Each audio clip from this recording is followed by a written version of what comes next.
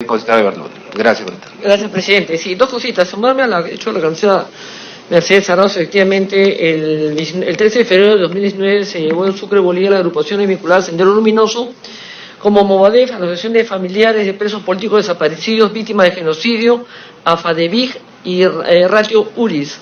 Participar en una sesión de la Comisión Interamericana de Derechos Humanos, en la que acusaron al Estado peruano por realizar una persecución política en su contra. Natalia Osco, en representación del Movadef, denunció la política de persecución y discriminación a los peruanos por estar en forma ideológica diferente a la que piensa el Estado. Además de la campaña iniciaron y le incluyó una entrevista al rector de la Universidad Mayor de San Marcos, Waldo Albarcán, de Bolivia, y una cita con los miembros de la Comisión de la Verdad de Bolivia. Sería bueno hablar con, no sé si es con el embajador de Bolivia, no sé, pero tenemos que tener una decisión al respecto, presidente, porque además el Perú lo que hace es indemnizar a todos los terroristas, protegidos por todas las ONGs pro-terroristas y derechos humanos, hartos, aburridos. No ha habido un canciller, que estoy en este Congreso, es mi tercer periodo, que no hayamos hablado con un canciller o con representante del Ministerio de Defensa, y que estemos en este problema permanentemente. Lo que pasa es que indemnizamos a gente que no debemos, y a los terroristas, Fuerzas Armadas y la policía, metidos en juicios interminables. El alcalde de Huancayo, que estaba viendo acá y hemos puesto una moción, puede ser chavista. Él ha hecho unos polos una campaña que dice: con Chávez y Maduro el Perú seguro. Hizo polos, pancartas, volantes. Yo tengo las fotografías que hemos tenido eso ya de tiempo atrás, pero el pueblo elige. No se trata de un referéndum del presidente de la República de Vizcarra. El pueblo lo elige como elige las barbaridades que ha escogido últimamente. Y por último, presidente, sí, ver y tomar en el tema de los de esta situación de acá, porque tengo la impresión que algún ministro de Justicia de acá del Perú, como no tengo con seguridad, ha participado o dado un visto bueno de esto. Sería bueno que se lo investigara. Ojalá me equivoque, ruego, suplico a Dios equivocarme.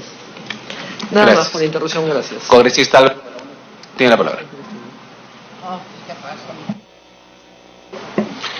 Gracias, presidente. Agradecer al canciller y al viceministro y a todo el equipo de Relaciones Exteriores por la clara exposición del día de hoy, y empezar rechazando, al igual que varios de mis colegas, las declaraciones del alcalde de Huancayo, declaraciones absolutamente xenófobas que no tienen lugar en una democracia como la nuestra.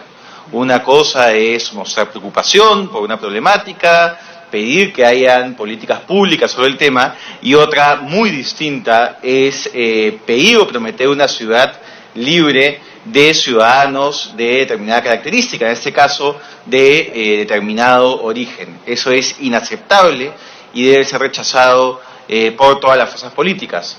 Este alcalde tiene una ideología clara, es un alcalde de un partido de extrema izquierda, y espero que el rechazo a esta actitud, que ya es reiterada en ese partido, atraviese el espectro ideológico y nos una a todos los que creemos en los derechos humanos y en la decencia que debe existir en las autoridades, sea cual fuese el nivel de gobierno. Lo segundo es respecto a las políticas para regular la migración. Recordemos que esta no es una migración cualquiera, no es una migración que se da simplemente de un grupo de ciudadanos que deciden abandonar su país para buscar mejores condiciones, que es lo que pasó con muchos peruanos que fueron a Venezuela en los 70s, con muchos peruanos que fueron a Estados Unidos, España, Chile, en los 80s y comienzos de los 90s. Esta es una migración con un origen de crisis humanitaria. Esto es más parecido a lo que sucede con la migración siria, por la profunda situación de violación de derechos humanos y de degradación social que se vive en Venezuela por culpa de la dictadura chavista. Entonces, no es una migración que simplemente se reduce o se regula poniendo altos estándares para que esta se produzca. Uno escucha los testimonios de personas que han venido de Venezuela escapando de la dictadura y la crisis, y son francamente estremecedores y conmovedores. ACNUR tiene un proyecto con la Compañía Jesús, con los jesuitas, que trata a venezolanos que vienen en migración, y hay historias realmente increíbles, personas que vienen caminando desde Venezuela hasta Lima, escapando de estas condiciones.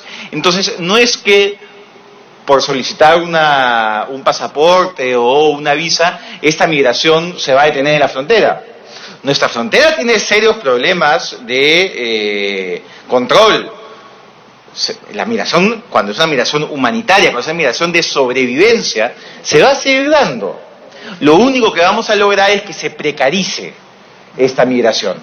Mientras más altos estándares pongamos a una migración humanitaria, en mayor situación de vulnerabilidad ponemos a las personas que igual van a entrar a nuestro país. Entonces van a ser víctimas de trata de personas, van a ser víctimas de malas personas que van a aprovechar esa situación de vulnerabilidad en las fronteras. Entonces tengamos mucho cuidado que por querer enfrentar con toda legitimidad y con toda necesidad una situación de migración, terminemos generando una situación de mayor vulnerabilidad en nuestras fronteras. Veamos buenas prácticas a nivel internacional que nos permiten una regulación inteligente, ¿no? Que por un lado permita responder a la preocupación respecto al desorden y magnitud de una migración sin que esto implique una situación de mayor vulnerabilidad. Y por supuesto siempre rechazando a quienes buscan usufructuar políticamente la preocupación o incomodidad de determinado sector de la población, buscando a través del odio, a través de la desinformación, construir carreras políticas. La congresista Arados ha mencionado lo que es cierto, ¿no? Esto está afectando principalmente a los sectores informales de la economía. Ya existen normas a nivel de economía formal que restringen bastante, tal vez demasiado, la posibilidad de contratación de extranjeros en empresas. Entonces veamos cómo podemos insertar la economía formal a profesionales que el día de hoy no pueden hacerlo por las regulaciones que existen, por los problemas en SUNEDU y por otros problemas de dichas características. Pero en todo momento recordemos que no basta con sacar una resolución, no basta con sacar una ley, no basta con sacar una norma para solucionar un problema, y que muchas veces la buena intención que puede haber detrás de ello puede terminar empeorando la situación de personas que merecen toda nuestra solidaridad por la difícil situación que están atravesando. Y por supuesto, creo que la crisis definitiva, o mejor dicho, la solución definitiva a esta crisis está por el derrocamiento del dictador y por la recuperación de la democracia en Venezuela, y saludamos todos los esfuerzos que está haciendo la Cancillería y el gobierno peruano en esa dirección. Muchas gracias. Gracias, congresista de Belaunde. Congresista Juan Carlos del Águila.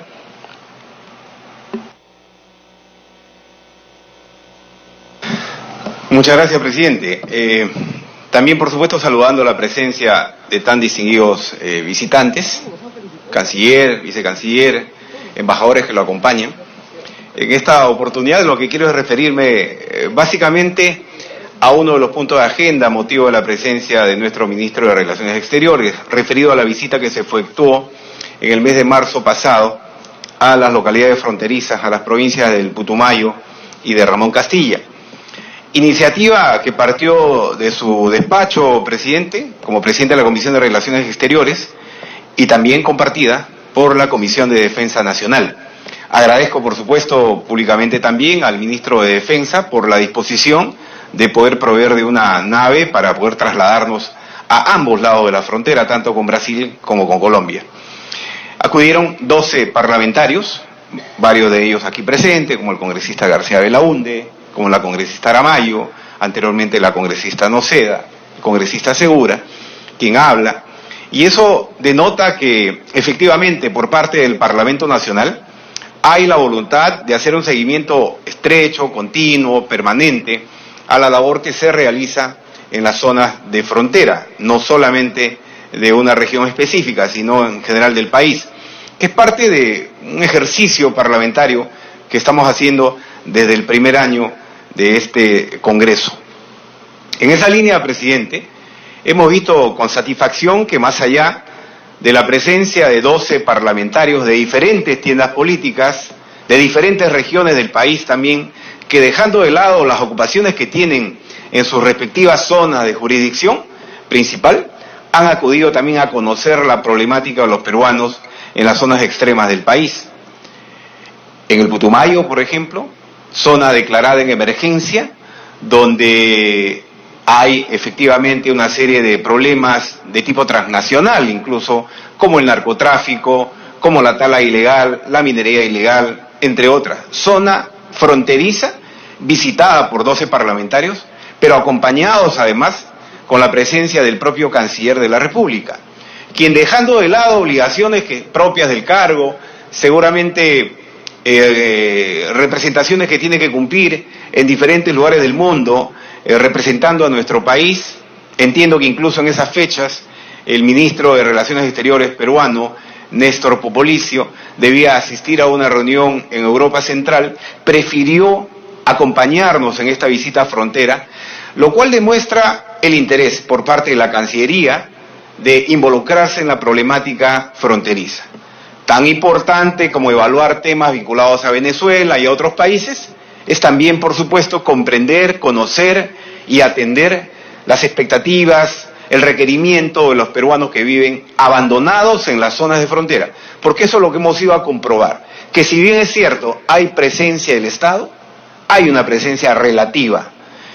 Cuando, por ejemplo, acudimos hace 2 años, presidente, hoy tengo la satisfacción de compartirlo con los miembros de esta comisión, cuando en el primer año de este nuevo Congreso y presidía la señora congresista Luz Salgado el Congreso y quien habla la Comisión de Relaciones Exteriores, visitamos la localidad de Caballococha, zona fronteriza con Colombia, con Brasil también, y producto de esa primera reunión de trabajo que hicimos, logramos, por ejemplo, establecer que la Superintendencia de Migraciones abriera la presencia de esta institución en el mismo Caballococha y fortaleciera la presencia de migraciones en el distrito entonces del Putumayo, en la provincia del Putumayo, y también en la misma localidad y el centro poblado de Santa Rosa, que está al otro lado de la frontera con Colombia.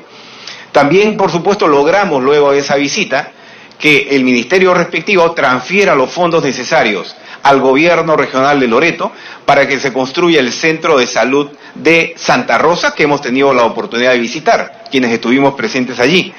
Y también, por ejemplo, se ha creado un fondo de desarrollo fronterizo binacional por parte de la Cancillería para poder atender los requerimientos de las autoridades distritales, especialmente ubicadas en esa zona. Producto de la visita de esta delegación congresal de hace 2 años, se aperturó el Banco de la Nación en esta localidad, en Caballococha, y ahora tenemos un nuevo Banco de la Nación en la misma línea de frontera en Santa Rosa. Se ha implementado el internado del Centro de Salud de Islandia, ¿no?, fronterizo con Brasil. El gobernador de la región, en esta oportunidad que hemos visitado, ha anunciado, y producto de este compromiso en frontera, por ejemplo, el establecimiento y la construcción de una carretera entre Caballococha y la localidad de Chimbote, en el Bajo Amazonas. Es decir, la presencia de congresistas de la República ayuda a dinamizar y a hacer presencia efectiva del Estado. Yo comparto la preocupación de la congresista Cecilia Chacón cuando menciona que luego de estas reuniones que se hacen, tiene que haber un seguimiento efectivamente, porque a través de la Cancillería, nosotros mismos, a través de nuestros respectivos despachos, hacemos gestión, hacemos incidencia ante otros poderes del Estado, pero hay que insistir y hay que incidir sobremanera con aquellos sectores que tienen precisamente la responsabilidad de priorizar recursos en zonas de frontera.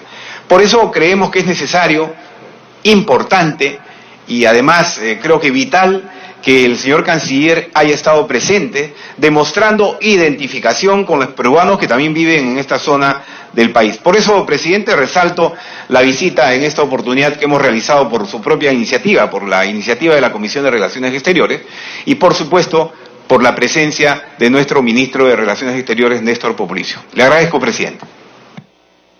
A usted, congresista Juan Carlos del Águila, congresista Víctor Andrés García Belaún, tiene el uso de la palabra.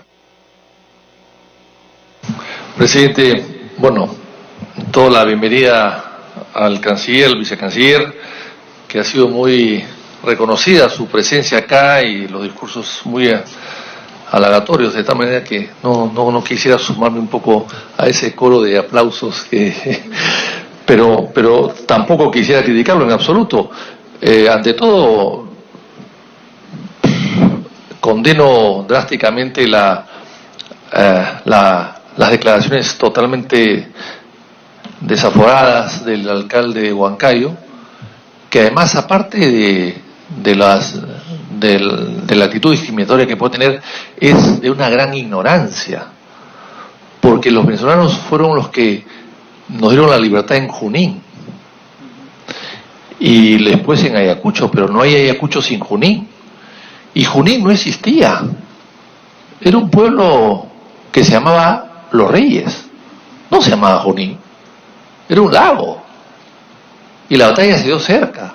Entonces, y a raíz de la batalla se le da importancia a Junín, y Junín queda parte de Huánuco, empieza a ser independiente de Huánuco y a cobrar vida propia debido al heroísmo de las fuerzas patriotas, que no eran todas peruanas, que eran extranjeras, nuevagranadinas, colombianas, venezolanas. Ahí estaba el general Bolívar, por ejemplo, no sé si el alcalde de Huancayo sabe quién fue, el general Sucre, el general Córdoba, Santander, el general Valdés, la famosa gesta de Rasuri en esa batalla es producto y con el apoyo del general Valdés, que era venezolano. Así que realmente es de una gran ignorancia este alcalde, desconociendo que gracias a los venezolanos se pudo ganar la batalla de Junín, que fue fundamental para la victoria de Ayacucho. Porque además, y esto se dice poco, pero era cierto, el ejército patriota estaba compuesto con la mayoría de extranjeros. El ejército realista estaba constituido por mayoría de peruanos. Inclusive el Estado Mayor de los españoles, había peruanos como Goyeneche entre ellos. Entonces, realmente es de una gran ignorancia que refleja un poco sus absurdas declaraciones.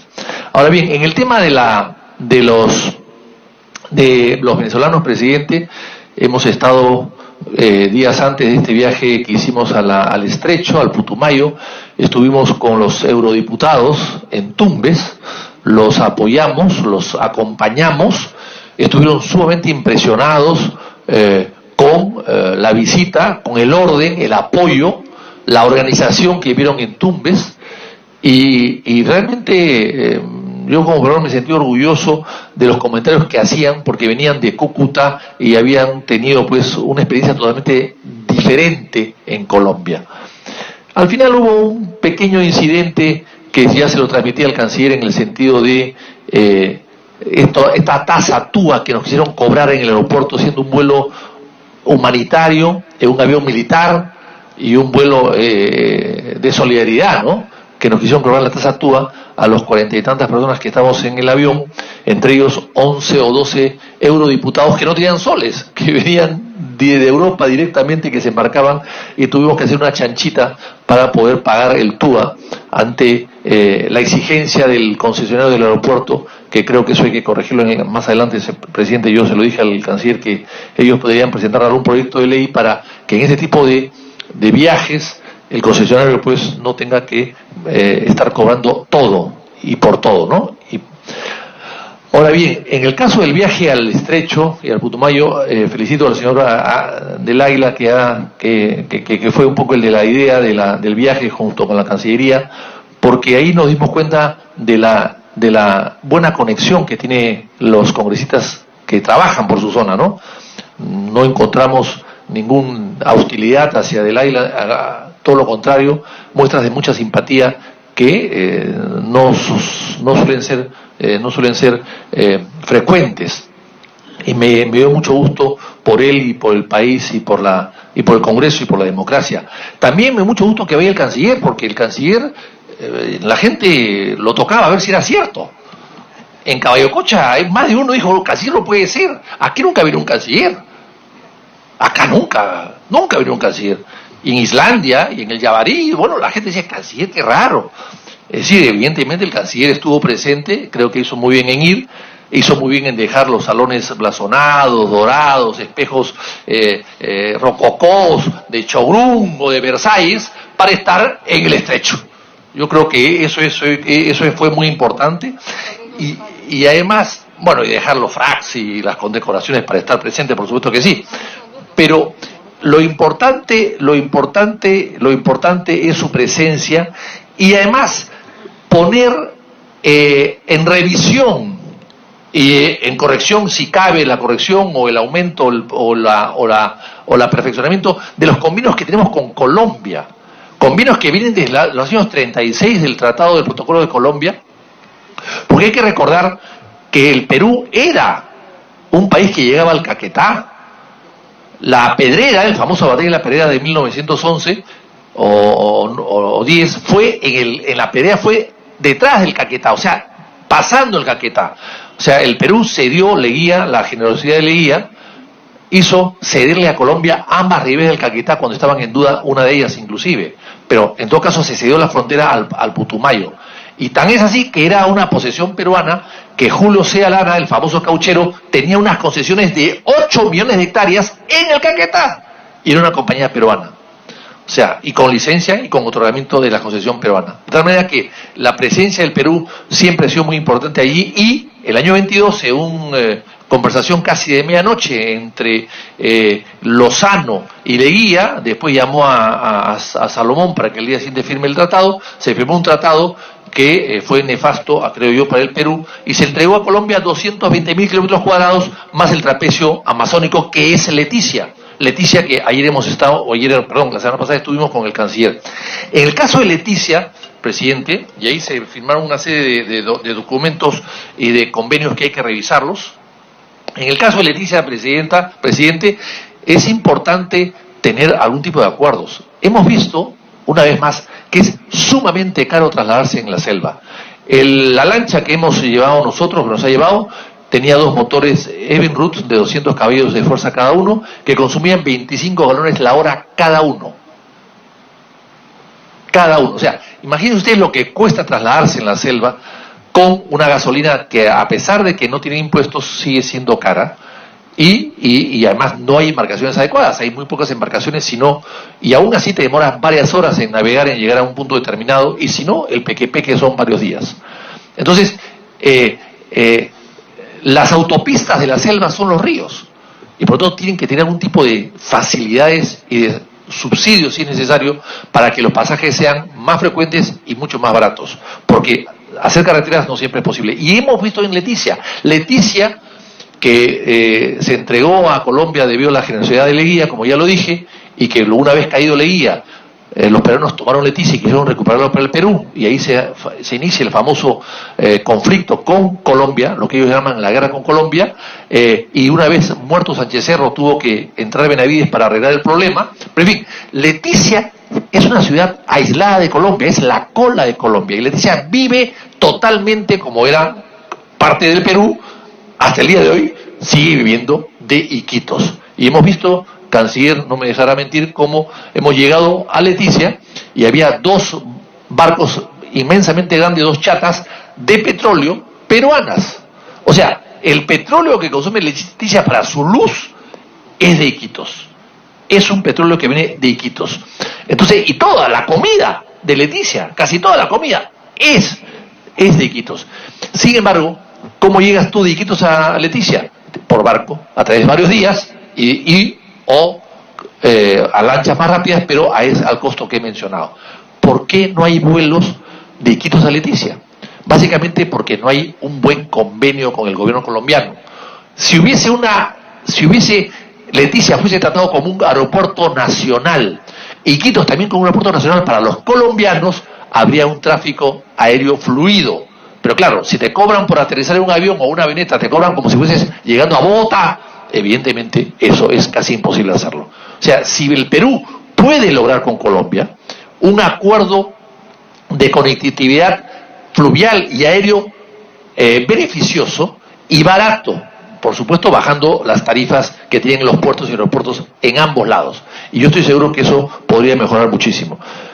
En fin, eso es todo, presidente. Felicito al canciller por su dedicación en tomar un tema de fronterizo que es tan complicado, un tema además vinculado al Brasil, vinculado al Perú, vinculado a Colombia, y que estoy seguro que su presencia puede ayudar mucho a agilizar la interconexión de esos pueblos que están de alguna manera, alejados del país. Gracias, congresista García Belaúnde. Congresista Guillermo Martorell, finalmente. Gracias, presidente. Y por su intermedio saludar a nuestros distinguidos invitados esta mañana. Bueno, en realidad yo quiero ser breve en mi intervención y solamente sumarme a quienes hoy día en la mañana han expresado la posición, las preocupaciones, las sugerencias referentes pues a la migración de nuestros hermanos venezolanos hacia nuestro país. Indudablemente que en primer término debo saludar la política que tiene el gobierno peruano, humanitaria, de solidaridad, y creo que es como debe ser. Definitivamente no hay cuestionamiento y al contrario, se saluda efectivamente esa posición. Pero sin embargo, como todos o la mayoría de mis colegas han mencionado esta mañana, hay una preocupación por el incremento o el inmenso aumento, digamos, de personas o de venezolanos específicamente en nuestro territorio. Y esto no quiere decir, o mi intervención no quiere ir por el lado de que esto se debe restringir o se debe paralizar de ninguna manera. Lo que mi llamado, como decía yo, es sumarme a las posiciones que varios de mis colegas han mencionado referente a las políticas que se deben adoptar para dar el tratamiento adecuado a más de 700.000 venezolanos que están en el país. Y mi punto iba por lo siguiente, presidente, para decirle al señor canciller que se le han hecho estas preguntas también anteriormente, es cómo estamos visualizando, porque son 700.000 o más de 700.000 personas que diariamente necesitan alimentarse, al margen de lo que es la salud, al margen de lo que es la educación, que son temas que los ha mencionado el mismo señor canciller con bastante preocupación y precisión. ¿No? Sino es gente que tiene que alimentarse. Y la parte laboral, claro, es importante que haya una, digamos, legislación que están haciendo para calificar o para filtrar, diríamos así, las personas que están ingresando al país, para que sean personas que estén en orden, que tengan sus papeles, etcétera, etcétera. Es muy bueno, porque uno va controlando efectivamente el ingreso, pero son más de 700.000 personas que están aquí en el país que se dedican a alimentarse diariamente. Y eso está haciendo que muchas ciudades o muchos sectores se esté rebasando un poco el tema laboral. Ese es un punto que quiero incidir, presidente, decir al señor canciller, que este tema laboral hay un desplazamiento, lo sabemos, en los sectores de empleo o de ocupación de menor calificación. Entonces, esa suplantación que está habiendo por asunto, digamos, del pago menor que exige un hermano venezolano, está haciendo que también de alguna manera parte de nuestro personal que está empleado hoy día esté perdiendo o esté disminuyendo sus capacidades de ingresos.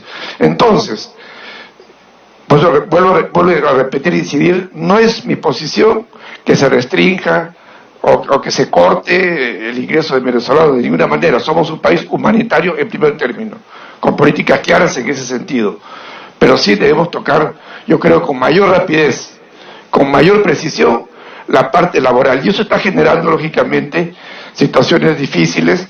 Y repito, en mi región, Tacna, una ciudad pequeña, en las calles del centro de la ciudad ya se ve, no digo trabajando, sino se ve ya sentados en las veredas pidiendo limosna, en 3 cuadras, que es la calle principal, creo, o las principales cuadras de la calle principal, en 3 cuadras habrán pues 40 personas de estos sentados pidiendo limosna. Ya no están pidiendo trabajo, ya, porque ya, o sea, yo debo entender que ya también la capacidad de poder absorber para darle trabajo a tantos migrantes, pues repito, en una ciudad pequeña como Tacna, ¿no? Ya rebasa. Entonces, tanta es la oferta o la demanda de trabajo y la poca oferta de empleo, que ya pasa también gran parte de los nacionales sin trabajo, y gran parte de los migrantes sin trabajo. Y veía, a consecuencia de esto, el otro día, en un programa periodístico, le preguntaba a un venezolano, ¿qué estás haciendo tú para subsistir aquí en Perú? No, vendo chocolate, vendo unos caramelos, estoy viendo lo que se llegue. Bueno, pero te está dando para vivir, no me da para vivir, y si no, va a tener que robar. Declaración en un programa periodístico, que quizá lo hayan visto por televisión. Entonces, lo que yo quiero incidir, presidente, y decir al señor canciller, que las políticas referentes a la subsistencia, vamos a decir, aparte de salud y educación, que son importantísimos, la subsistencia, o sea, la parte laboral, en buena cuenta, ¿no? De estos 700.000 venezolanos, lógicamente no todos trabajan porque hay muchos niños, etcétera, etcétera, pero no sé si la mitad, no sé, 300.000 puestos de trabajo el Perú está dispuesto o está con posibilidad de absorber. Entonces debemos hacer un planteamiento, una estrategia, una política, una planificación en ese sentido. Por otro lado, quería aprovechar, siendo ese tema de la agenda también, decirle al señor canciller, presidente, que dentro de pocos meses, a pesar de que ya el año pasado debería haber entrado en funcionamiento la carretera asfaltada entre Tacna y La Paz, ¿no? Que por motivos X se han demorado y esperamos que en el transcurso a finales de este año, según se tiene planificado, va a entrar en funcionamiento esa carretera. Entonces quería saber y preguntarle al señor canciller, presidente, si es que ya hay una planificación al respecto. Sé que no depende estrictamente de Cancillería, de Relaciones Exteriores, pero hay una planificación con SUNAT, con aduanas, lógicamente Cancillería, migraciones, policía, etcétera, para el control fronterizo, que ponga, digamos, ya en operación el tránsito de personas y de mercancías cuando esta carretera esté terminada. Eso es todo, presidente.